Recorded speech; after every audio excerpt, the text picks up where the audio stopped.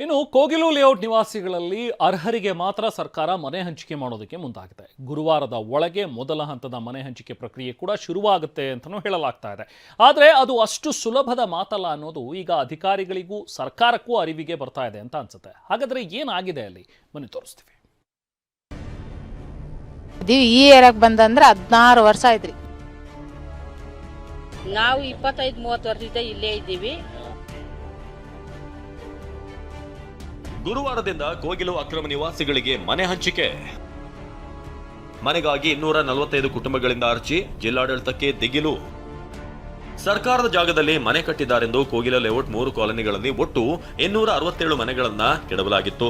ಸರ್ಕಾರ ಇದೀಗ ಮಾನವೀಯತೆ ಆಧಾರದ ಮೇಲೆ ಅರ್ಹರಿಗೆ ಮನೆ ಹಂಚಿಕೆ ಮಾಡಲು ನಿರ್ಧಾರ ಮಾಡಿದೆ. ನಿನ್ನೆ ಬಳ್ಳಾರಿ ಉಸ್ತುವಾರಿ ಸಚಿವರು, ಕಂದಾಯ ಸಚಿವರೇನೋ ಅರ್ಹರಿಗೆ ಮಾತ್ರ ಕೊಡ್ತೀವಿ ಎಂದಿದ್ದಾರೆ.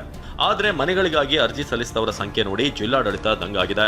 ಟಿವಿ9 ನಡೆಸಿದ ಇನ್ವೆಸ್ಟಿಗೇಷನ್ ನಲ್ಲಿ ಸ್ಫೋಟಕ ದಾಖಲೆ ಸಿಕ್ಕಿದೆ.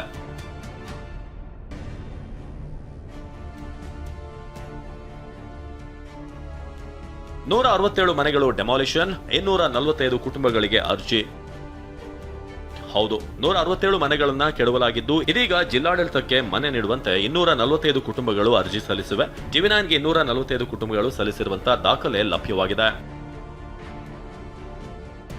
ಯಜಮಾನನ ಹೆಸರು, ಕುಟುಂಬ ಸದಸ್ಯರ ಹೆಸರು, ಎಷ್ಟು ವರ್ಷಗಳಿಂದ ವಾಸವಿದ್ದೇವೆ ಅನ್ನೋ ಮಾಹಿತಿ, ಮೊಬೈಲ್ ಸಂಖ್ಯೆ, ಆಧಾರ್ ಸಂಖ್ಯೆ ಅರ್ಜಿಯಲ್ಲಿ ನಮೂದಾಗಿದ್ದು 245 ಅರ್ಜಿಗಳನ್ನ ನೋಡಿ ಜಿಲ್ಲಾಡಳಿತ ಪೇಚಿಗೆ ಸಿಲುಕಿದೆ. ಹೀಗಾಗಿ ಅರ್ಜಿಗಳ ಅಸಲಿಯತ್ತು ಪರಿಶೀಲನೆ ನಡೆಸ್ತಾ ಇದೆ. 15 ವರ್ಷಗಳಿಂದ ವಾಸ, ದಾಖಲೆಗಳಲ್ಲಿ ರಾಯಚೂರಿನ ವಿಳಾಸ. ರಾಯಚೂರಿನಿಂದ ಬೆಂಗಳೂರಿನ ಕೋಗಿಲು ಲೇಔಟ್ಗೆ ಬಂದು 15 ವರ್ಷಗಳೇ ಕಳೆದಿವೆ. ಹುಸೇನಾ ಬಿ ಕುಟುಂಬ ಆಧಾರ್ ಕಾರ್ಡ್ ಅಥವಾ ಯಾವುದೇ ದಾಖಲೆಗಳನ್ನ ಮಾಡಿಕೊಂಡಿಲ್ಲ.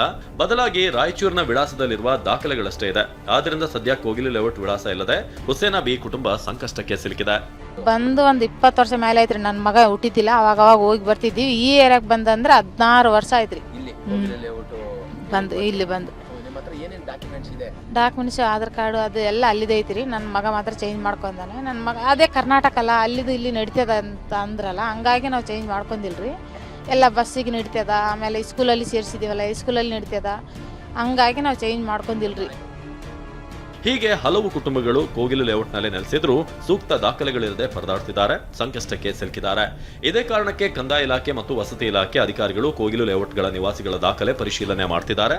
ತಹಶೀಲ್ದಾರ್ ಶ್ರೇಯಸ್, ಜಿಬಿಎ ಜಂಟಿ ಆಯುಕ್ತ ಮೊಹಮ್ಮದ್ ನಯೀಂ ಸೇರಿದ ಹಾಗೆ ಅಧಿಕಾರಿಗಳು ಖುದ್ದು ಲೇಔಟ್ಗೆ ತೆರಳಿ ದಾಖಲೆ ಚೆಕ್ ಮಾಡ್ತಿದ್ದಾರೆ.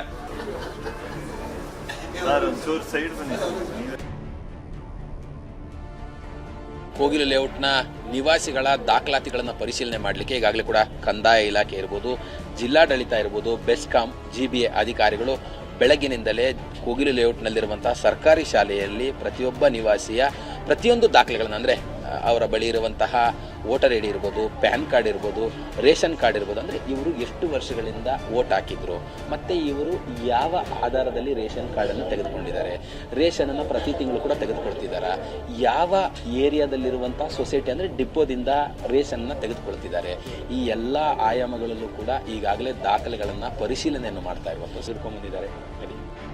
ಅವರ ಮಕ್ಕಳ ದಾಖಲೆ ಇದಂದರೆ ಹೆಗಡೆ ನಗರದಲ್ಲಿರುವಂತಹ ಸರ್ಕಾರಿ ಕನ್ನಡ ಹಿರಿಯ ಪ್ರಾಥಮಿಕ ಪಾಠಶಾಲೆಯಲ್ಲಿ ಮಲ್ಲಪ್ಪ ಅನ್ನುವಂಥ ಒಂದು ಮಗು, ಆ ಮಗುವಿನ ಸರ್ಕಾರ ಅಂದರೆ ಶಾಲಾ ದಾಖಲಾತಿಯನ್ನು ತೆಗೆದುಕೊಂಡು ಬಂದಿರುವಂಥದ್ದು, ಅವರ ಹೆಂಡತಿಯ ಆಧಾರ್ ಕಾರ್ಡನ್ನು ತೆಗೆದುಕೊಂಡು ಬಂದಿರುವಂಥದ್ದು, ಇವರ ಬಳಿ ಏನೇನೆಲ್ಲ ದಾಖಲೆಗಳಿದೆಯೋ ಆ ಎಲ್ಲ ದಾಖಲೆಗಳನ್ನು ಕೂಡ ತೆಗೆದುಕೊಂಡು ಬಂದಿರುವಂಥದ್ದು. Aadhaar card, ration card, vote list, cash income. ನೀವು ಎಲ್ಲಿ ಮೇಲ ಕೆಳಗ? ಟ್ಯಾಚು ಹತ್ರ sir. Aadhaar card, PAN card, ration card, ಎಲ್ಲ ಗ್ಯಾಸ್ ಸರ್ಟಿಫಿಕೇಟು ಎಲ್ಲ. ಆ ಎಲ್ಲ ದಾಖಲೆಗಳಲ್ಲೂ ಕೂಡ ಅಡ್ರೆಸ್ ಏನಂತಿದೆ ಅಂದರೆ ಎಲ್ಲಿ ವಿಳಾಸ ಇದೆ? ಇಲ್ಲೇ ಇಟ್ಕೆ ಫ್ಯಾಕ್ಟ್ರಿ ಇದೆ ವಿಳಾಸ. ಎಷ್ಟು ವರ್ಷ? ನಾವು 25-30 ವರ್ಷದಿಂದ ಇಲ್ಲೇ ಇದ್ದೀವಿ. ಈ ಮಧ್ಯೆ ಕೋಗಿಲು ಲೇಔಟ್ನಲ್ಲಿ ಕೇರಳ ಮೂಲದ ಸಂಘಟನೆ ವಿನೂತನ ಪ್ರತಿಭಟನೆ ನಡೆಸಿತು. ಗಾಂಧಿ ವೇಷಧಾರಿಯೊಬ್ಬ ಮನೆಗಳು ನೆಲಸಮವಾಗಿರುವ ಸ್ಥಳವನ್ನು ವೀಕ್ಷಣೆ ಮಾಡಿದ್ರು. ಸರ್ಕಾರ ಜಾಗ ಕೊಟ್ರೆ 10 ಮನೆಗಳನ್ನ ನಿರ್ಮಾಣ ಮಾಡ್ಕೊಡ್ತೀವಿ ಎಂದಿದ್ದಾರೆ. ಇದು ಒಪ್ಕೊಳ್ಳಕ್ಕಾಗಲ್ಲ. ಏನಾರು ಮನವಿ ಮಾಡ್ತೀರಾ ಸರ್ಕಾರಕ್ಕೆ? ನಾವು ಒಂದು 10 ಮನೆ ನಾವಾಗಿ ಕಟ್ಟೋದಕ್ಕೆ ರೆಡಿ ಇದೆ, ಜಾಗ ಕೊಟ್ಟರೆ 10 ಮನೆ. ಇನ್ನು ಕೋಗಿಲು ಲೇಔಟ್ ನಿವಾಸಿಗಳಿಗೆ ಮನೆ ಹಂಚಿಕೆ ಮಾಡಲು ಬಿಜೆಪಿಯ ವಿರೋಧ ಇದೆ. ಕೋಗಿಲು ಪ್ರಕರಣ ಸೇರಿದ ಹಾಗೆ ಹಲವು ಪ್ರಕರಣಗಳನ್ನು ಇಟ್ಕೊಂಡು ಸರ್ಕಾರದ ವಿರುದ್ಧ ರಾಜ್ಯವ್ಯಾಪಿ ಹೋರಾಟಕ್ಕೆ ಮುಂದಾಗಿದೆ. ಶಿವರಾಜ್ ಕುಮಾರ್ ಜೊತೆ ಕಿರಣ್ ಸೂರ್ಯ, ಟಿವಿ9 ಬೆಂಗಳೂರು.